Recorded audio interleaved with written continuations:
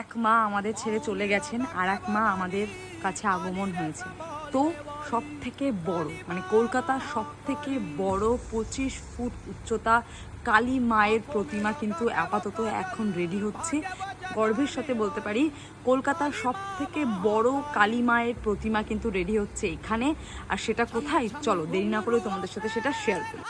दिखाने वाली काली माँ महाकाली।